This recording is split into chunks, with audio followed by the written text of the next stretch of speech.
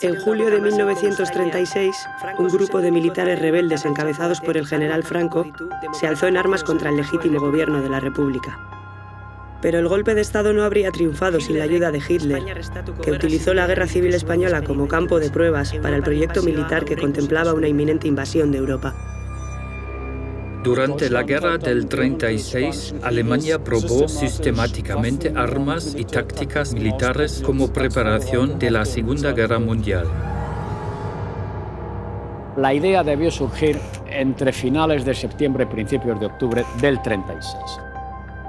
Hitler y el alto mando militar deciden crear un cuerpo expedicionario, es decir, mandar unidades conjuntas entrenadas de alemanes a la península para que operasen bajo mando militar alemán.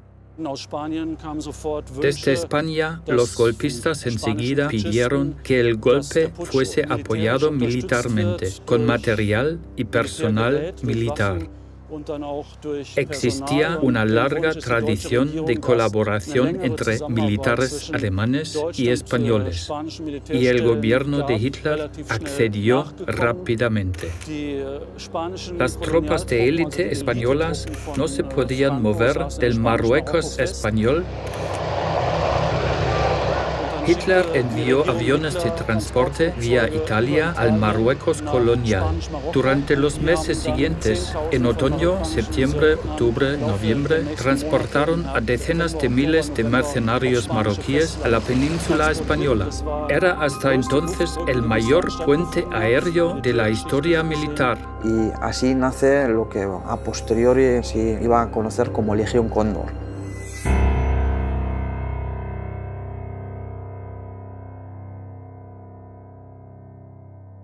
La Legión Cóndor era una tropa de intervención del gobierno nazi alemán para apoyar el golpe militar en España en contra de la República Española. Es también una reacción al fracaso de Franco de hacerse con el poder político militar en el Estado español. Porque es un cuerpo interarmas, con base en la aviación, pero con servicios auxiliares de artillería, carros de combate, comunicaciones. Más o menos se compuso de diferentes pequeñas unidades que habían en Alemania y que secretamente fueron llevadas al Estado español, donde empezaron a operar bajo mando exclusivo alemán. Un ariete de acero, un puño de acero destinado a romper las defensas republicanas.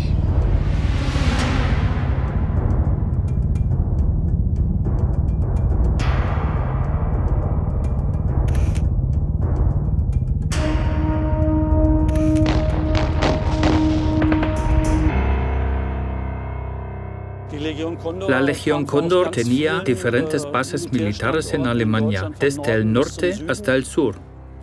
La Legión Cóndor abarcaba varios tipos de armas y máquinas, diferentes tipos de aviones, bombarderos pesados y medio pesados, cazas y cañones que en España se utilizaron especialmente en los combates por tierra. La Legión Cóndor, idea alemana, es la innovación estratégica más importante de toda la guerra civil. La más importante.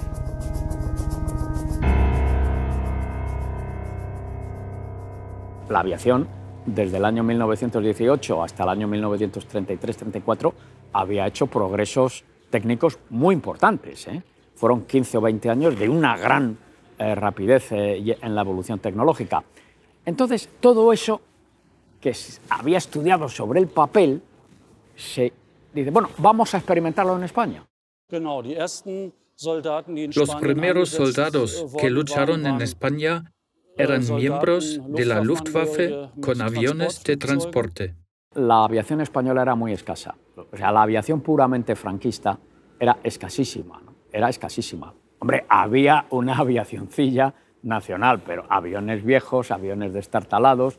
Los pilotos de los aviones para los bombardeos masivos vinieron hasta el 70% de la base aérea de Wunstorf, en Baja Sajonia, cerca de Hannover. A Franco no se le dice nada. A Franco se le informa al final de octubre. Viene el almirante Canaris, el jefe del Servicio Militar de Información alemán. Canaris había estado de espía del Kaiser, del emperador alemán, en el Estado español durante la Primera Guerra Mundial.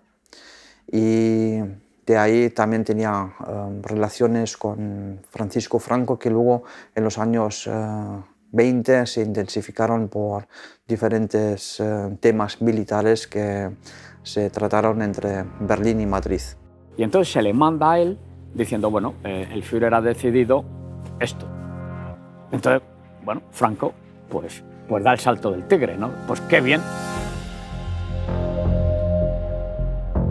La Legión Cóndor se embarca en varias etapas por barco de los puertos de la Alemania del Norte, generalmente a Hamburgo, a Vigo o a Sevilla, Vigo, Sevilla, La Coruña.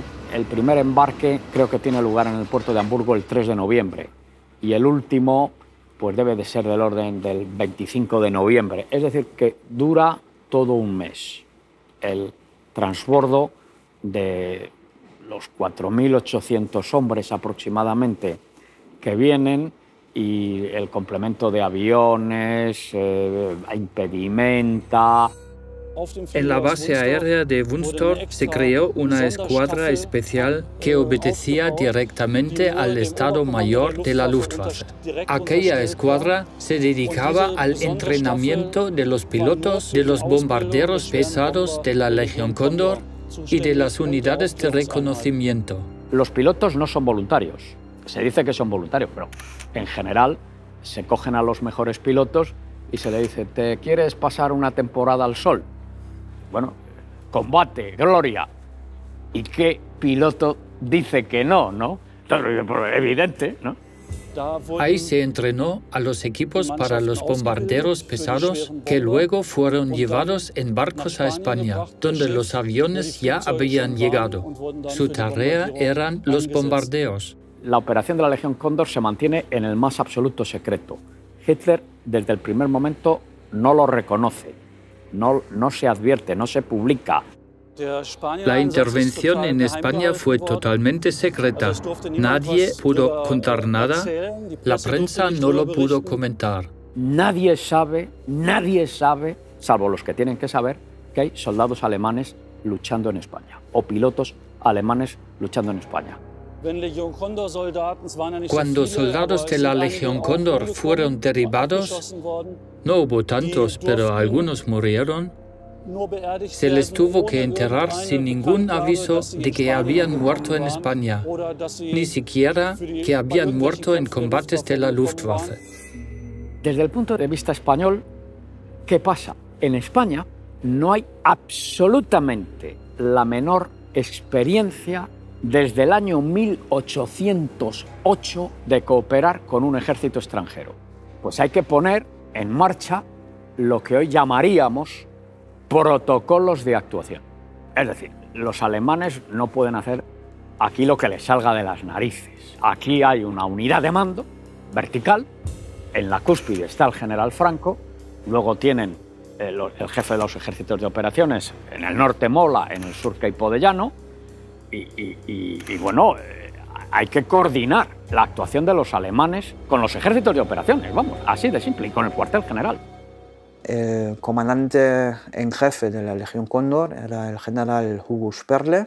Sperle era un temperamento fuerte, no era un hombre simpático, tampoco le pagaban por ser simpático. Él tenía a su cargo el jefe del Estado Mayor, teniente coronel Baron von Richthofen. Pero el mando recae en Sperle de modo absoluto y la gestión estratégica en manos de Richthofen. Richthofen era un experto en la construcción de aviones, no en el uso de los aviones. Von Richthofen tenía el papel de organizar las actuaciones, las campañas de la Legión Cóndor. Él hizo la tesis doctoral sobre la construcción de aviones de guerra a gran escala, cuando en Alemania estaba prohibido construir aviones de guerra, o sea, violando los tratados de paz de la Primera Guerra Mundial, de Versalles. Es el primer nombre que se me ocurre, porque en la Segunda Guerra Mundial el mismo Richthofen tuvo un papel importante en la destrucción sistemática de Varsovia. Las experiencias como comandante de la Legión Cóndor las pudo aplicar en la Segunda Guerra Mundial.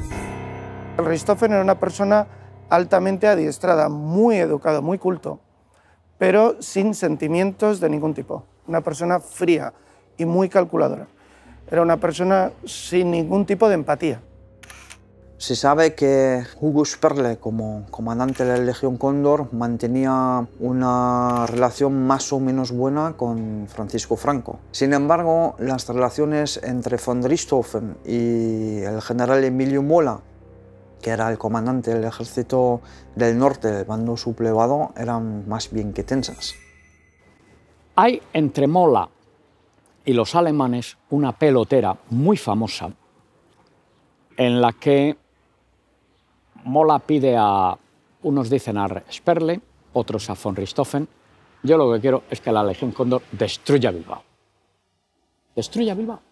El propio von Richthofen se cabreó tanto que apuntó en su diario que nunca jamás había escuchado de un general que habría que destruir algo que en poco tiempo se iba a ocupar. Sí, que destruya la industria vizcaína. ¿Sabe usted? Los males de España se deben a la industrialización. Hay que destruir la industria catalana y hay que destruir la industria vasca. Y solamente así podremos tener la España que queremos y tal. Para los dos alemanes sería muy brutos, serían muy generales, serían muy militares, pero eso les parece una absurdez. Bilbao va a caer dentro de 15 días, 20 días y nos vamos a encontrar, vamos a destruir la industria que va a caer en nuestras manos. Von Richthofen no quería bombardear Bilbao, tal y como lo requería Mola. Entonces, para tranquilizar a Mola, Guernica podría haber sido la alternativa, el plan B. En Navarra, en aquel tiempo, el 18 de julio, convergen dos personalidades terribles de la guerra, que son el general Mola y el cardenal Gomá. De acuerdo con Gomá, el gobierno vasco como institución, los vascos como pueblo, tenían que expiar sus pecados a base de sufrimiento. Pero hay que decir que durante estos 11 meses que duró la guerra aquí, fueron bombardeados muchos otros pueblos, no solo Guernica. No bombardeamos Bilbao, pero Guernica tiene la misma importancia que Mola le daba a Bilbao, pues vamos a bombardear Guernica. Y el bombardeo de Guernica es eso, un lamentable hecho, como dice él en carta al canónigo Naindía, pero algo que ha tenido lugar porque los vascos tienen que purgar ese pecado que les ha llevado a unirse a un gobierno ateo y además a defender teorías o una ideología independentista políticamente incorrecta.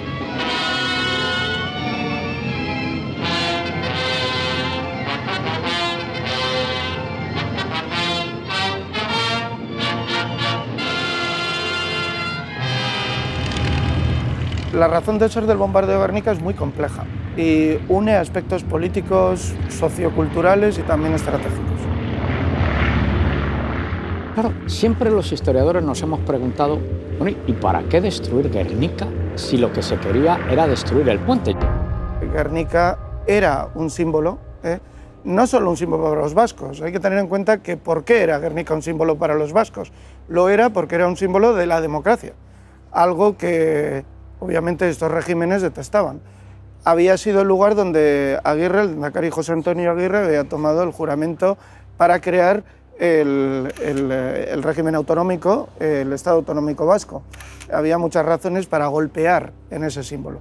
Muchas veces se ha dicho que este razonamiento de bombardear Guernica por razones simbólicas no es cierto porque el mando alemán no sabía nada de Guernica. Obviamente Goering probablemente no tenía ni idea de lo que era Guernica, pero Vigón sí, que era jefe de Estado Mayor de las Brigadas Navarras. Solchaga obviamente lo sabía porque sus propias tropas estaban cantando el Guernica Coarbola. Y los soldados vascos llevaban, sobre todo por ejemplo la Artxantza, tenía en las solapas la hoja del roble de Guernica como símbolo distintivo, digamos, de su grado, etc. Y habían tomado prisioneros, abundantes prisioneros, de forma que sí que se sabía que Guernica era un símbolo para los vascos. Los bombardeos sobre la población civil crean intencionadamente pánico y terror y muestran la frialdad y la falta de compasión de quien los lleva a cabo. Y sin haber conocido Guernica, a von Richthofen le habrá bastado echarle un vistazo al mapa para saber, bueno, un objetivo tiene que ser el puente. Los únicos bombarderos que Richthofen no utilizó el día del bombardeo en Guernica y que tenía a su disposición en el frente norte fueron los 3 Henschel 123 que tenía en Gasteiz. Estos aviones estaban especialmente diseñados para destruir puentes. Con una sola bomba de 200 kilos y un único Henschel 123 hay prácticamente un 100% de posibilidades de destruir ese puente, que no fue tocado, ni siquiera tocado. Cuando sale a relucir la teoría del puente o la teoría de la obstrucción de las vías de comunicación, etc., bueno, solo con eso yo creo que queda reducido al absurdo. También hay que tener en cuenta que fue la primera vez que una aviación militar liquidase desde el aire una ciudad entera. Esto hasta entonces había sido ciencia ficción. El objetivo principal del bombardeo es generar el terror, no solo entre la gente, sino también entre los que luchan en defensa de la República y la libertad, los milicianos y gudaris. Quieren golpear su moral. En el bombardeo de Guernica toman parte más cazas, un mayor número de cazas que de bombarderos. Y es un bombardeo. Eso también es novedoso, ¿eh? Se utilizan los cazas para bombardear. Y sabemos que la primera bomba que se lanzó en Guernica, muy cerca de aquí, la lanzó un caza, un Heinkel 51, un caza alemán, y no un bombardeo. Esa es la teoría. Pero Guernica fue un experimento militar, no había tropas avanzando. Era simplemente una demostración empírica de que eso podía realizarse. La clave se encuentra en un informe de von Richthofen a Berlín. ¿Y qué dice el informe de von Richthofen? Pues dice que se ha estado experimentando en la campaña del norte con diversos tipos de formas de lanzamiento de bombas para ver cuáles son las que obtienen mejores efectos de destrucción. Y que la combinación que mejor resultado da es la que mezcla bombas de 10 kilos, de 250 kilos e incendiarias. ¿Qué se utilizan en Guernica? Una combinación de bombas de 10 kilos, incendiarias y de 250 kilos, que no era la composición habitual. Bueno, el bombardeo de Guernica duró alrededor de 3 horas. Y se eligió el lunes, día de mercado, para que la afluencia de gente fuera mayor y los ametrallamientos pudieran ser pues, más masivos. En definitiva, a un pueblo como Guernica, que en aquella época tenía un carácter muy agrario, venía gente no solo del entorno, sino también de Bilbao, a comprar hortalizas, a comercializar y a socializarse. Se efectuó el bombardeo de Guernica mediante varias incursiones. En primer lugar, era importante cercar Guernica y bloquear en Guernica el mayor número posible de personas. Algunos huyeron al monte, otros murieron en los refugios debido a la mala calidad de los mismos. El método que empleó von Richthofen era que los primeros aviones lanzasen bombas explosivas. Primero, estas bombas explosivas deberían romper el suministro de agua. Y por supuesto, teniendo en cuenta que en Guernica no había defensas antiaéreas, no había defensas tampoco terrestres, no había nada. Y segundo, deberían dejar muchas casas sin tejado. Son ante todo casas hechas de madera. Por lo tanto, si les quitamos por las ondas expansivas los tejados y después lanzamos bombas incendiarias, vamos a conseguir que se arde todo el pueblo. En Guernica sí había refugios, pero tenemos que pensar que Guernica no era un lugar geoestratégico y no tenía ninguna importancia militar, y por eso no tenía creadas las estructuras defensivas como las que tenía Bilbao. tenemos un documento firmado por el propio Richthofen que afirma que se lanzaron 31 toneladas de bombas. Y las fuentes que existen, todas ellas, tanto documentales como orales, de aquel tiempo, indican que los muertos en Guernica fueron más de 2000. El bombardeo de Guernica había sido un éxito de la Luftwaffe, de la Fuerza Aérea. Es decir, se había cumplido lo que von Richthofen quería, la destrucción completa de la ciudad, que encima estaba ardiendo.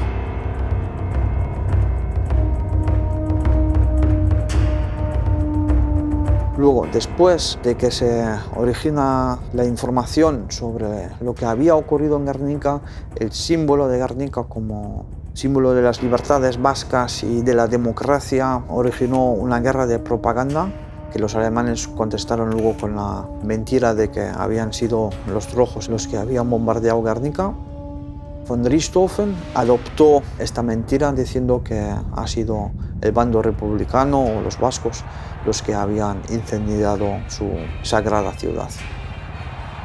Contaron lo de los daños en la crónica del nodo alemán en tiempos de los nazis, pero después de la guerra pusieron una manta de silencio encima de esta historia. Por último, aplicar la verdad, la justicia y la reparación supondría cerrar tantas heridas todavía abiertas desde aquella época y, de alguna manera, afrontar entre todos el futuro.